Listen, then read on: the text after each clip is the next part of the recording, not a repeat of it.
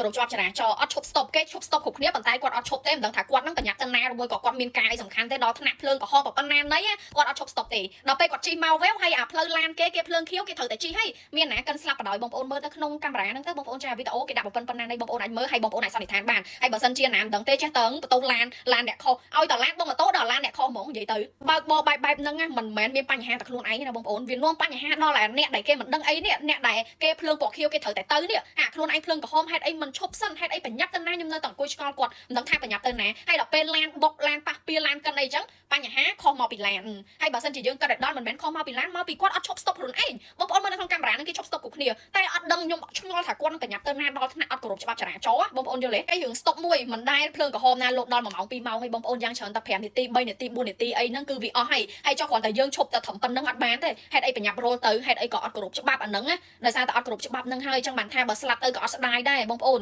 ផ្លូវបំបែកជា4ណាគឺតែងតែមានភ្លើង stop ឲ្យបងប្អូនចាំព្រោះដោយសារតែអត់មានភ្លើង stop អត់កើតទេអញ្ចឹងបើសិនជាអត់មានភ្លើង stop ផ្លូវហ្នឹងគឺស្ទះចរាចរណ៍ហើយតែងតែមានគ្រោះថ្នាក់រហូតអញ្ចឹងបានគេដាក់ភ្លើង stop ដើម្បីឲ្យយើងនឹងគោរពច្បាប់ដើម្បីឲ្យយើងនឹងឈប់សិនបើសិនជាមានភ្លើងពណ៌ក្រហមហើយយើងនឹងឈប់សិនត្រូវឲ្យភាគីម្ខាងទៀតគេបើកបរម្ដងអញ្ចឹងបើសិនជាភាគីម្ខាងទៀតគេត្រូវដល់ភ្លើងដែលគេត្រូវឈប់ហើយអញ្ចឹងគេឲ្យយើងនឹងបើកម្ដងហើយអញ្ចឹងបើមិនអញ្ចឹងទេគេមិនមែនផលិតភ្លើងសញ្ញាមានពណ៌ខៀវពណ៌ក្រហមពណ៌អីដើម្បីឲ្យយើងគោរពច្បាប់ណាបងប្អូនហើយបើសិនជាគេខំដាក់ប៉ុណ្្នឹងហើយយើងអត់គោរពហើយយើងចេះតែរលទៅមានបញ្ហាអីគេមិនអ្នកទទួលខុសត្រូវទេយើងនឹងអ្នកទទួលខុសត្រូវហើយនៅមិននៅចង់និយាយថាបំស្រួលគេជេរឡាននឹងទៀតខ្ញុំមាននិយាយចឹងហ្មងគេជេរឡាននឹងទេបើសិនជាអត់មានកាមេរ៉ាអត់មានអីបញ្ជាក់ជាផុសតាងថាម៉ូតូនឹងខុសហើយម៉ូតូនឹងអត់គោរពច្បាប់ចរាចរណ៍តាមពិតខ្លួនឯងអត់គោរពច្បាប់ភ្លើងស្ទប់ប៉ុណ្ណាណីគេឈប់គ្រប់គ្នាប៉ុន្តែគាត់អត់ឈប់ទេគាត់រលទៅហ្មងអញ្ចឹងឡានគេចាប់5មិនទាន់បងប្អូនឡានធំគេមករូហើយបានគាត់ទៅនឹងបងប្អូនគិតមើលអញ្ចឹងវាមិនងាក់យល់អត់ដែលគាត់អត់សូវបើកបរគោរពភ្លើងសញ្ញាចរាចរណ៍មើលវីដេអូនឹងជាគំរូឲ្យទៅប្រយ័ត្នតែធ្វើប្រហែលដូចនៅក្នុងវីដេអូនឹងខ្ញុំចង់ប្រាប់បងប្អូនថាស្លាប់មិនមែនវិលល្ងាចទេណាមិនមែនស្លាប់ថ្ងៃនឹងឬមួយក៏ស្លាប់ព្រឹកនឹងហើយ